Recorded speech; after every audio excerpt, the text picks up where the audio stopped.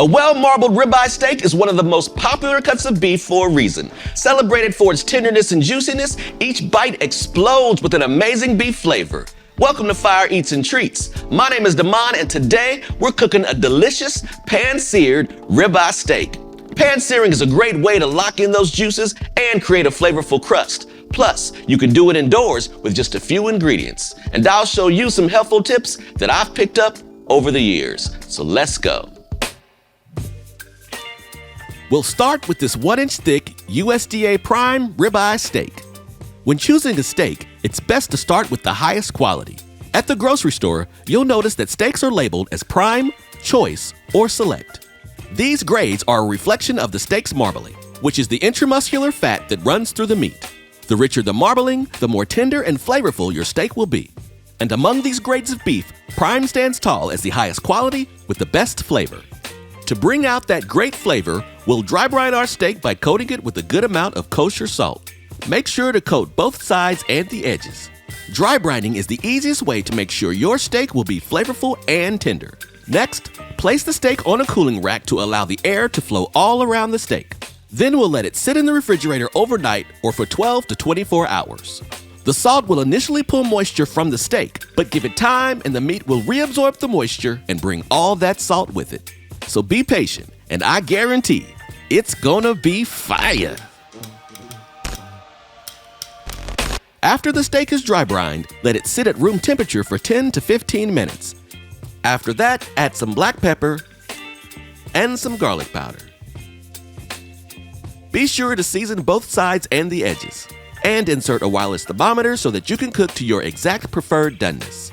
As always, ingredients, exact amounts, and equipment used can be found in the video description. Next, preheat a cast iron skillet to 450 degrees Fahrenheit, which is about medium-high heat on most stoves. Now add grapeseed oil to the skillet, and when the oil starts to shimmer, add your steak to the pan, laying it away from you so you don't burn yourself. When your steak hits the pan, you should hear it sizzle. If it doesn't, your skillet isn't hot enough. Flip every 30 seconds to start building the crust, pressing to ensure your crust develops evenly. Once the crust starts to develop on both sides, lower the temperature to medium-low heat, then add half a stick of butter and a couple of rosemary sprigs. Now baste the steak by tilting the pan and spooning the butter over the steak. Continue basting while flipping every 30 seconds. Once your steak's internal temperature is about 7 degrees below your preference, which for me is medium at 145 degrees Fahrenheit, remove the steak from the pan and top with a little brown butter. Let rest for 5 to 10 minutes, allowing the juices to redistribute. This will make it even more flavorful and tender. As it rests, the temperature will continue to rise. This is called carryover cooking. After it is rested, your steak is ready to eat.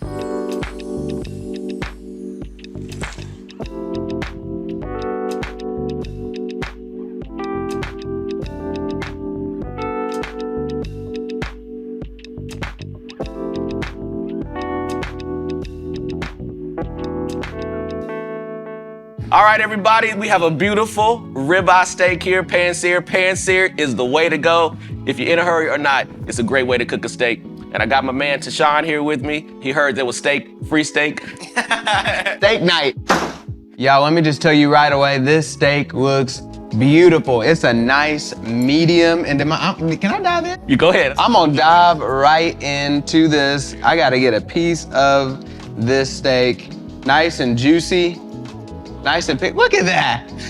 Woo! It's looking good. Oh, he didn't even wait for me. I'm so sorry. We're supposed to be diving in together. That's all right. Here we go. Here we go. Cheers. Damon. This is fire. This is what I'm talking about. Oh my goodness. Man, I gotta get a fatty piece. Use that wireless thermometer to help you get that perfect temperature. This is a perfect medium.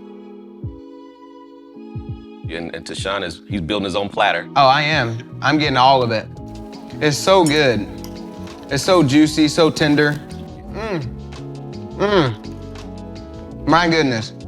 It's a great steak, man. I love the crust on it as well. That flavor is rich. I mean, it's the combo of what I want in a steak. It's savory. It has a healthy salt level. What did you brine this with? So dry brining is simply just using salt, pour it over the steak just like you would season it regularly, and then put it in the refrigerator, uncovered, and on a cooling rack so that the air can flow around it. and you just set it in there for 24 hours. Typically, I only dry brine for 24 hours, but this particular steak was dry brine for 48 hours, and it works. It is phenomenal. How important is resting the steak? How important have you seen resting the steak play a part in the flavor? The flavor is gonna be the flavor, but if you don't rest the steak, your steak's gonna be tough. Okay. So you wanna make sure you rest it. Don't get too excited. Oh, dude. Don't rush it. Don't just take a bite like I did. Don't rush it. Just let it rest. You want to try to let it rest so all your juices won't be on your tray. They'll be in the steak. So it'll reabsorb back into the steak. I used to cook steaks and I used to cut right into them. And I thought that when I cut into them and it was juicy, I thought that was good. I didn't realize that all the juice was running away from the steak. Basting the steak, the way you baste the steak with that butter, holy smokes. One of the things I learned today, y'all, is that I underuse butter. I need to add some more butter in that pan.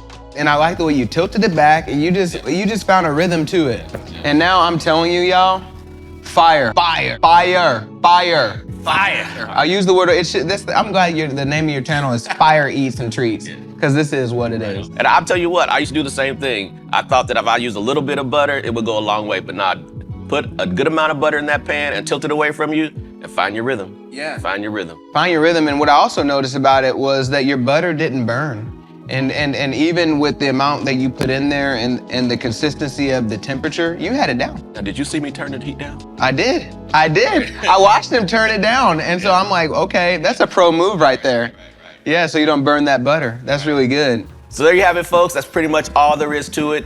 Pan-searing is the way to go. If you haven't tried it, I recommend you try it. And if you do, please let me know how yours turns out in the comments below. If you enjoyed this video, please check out another episode. Come on. It'll be right over there. We'll see you later. You gotta cut a fatty piece. I'm gonna need a piece of that fat.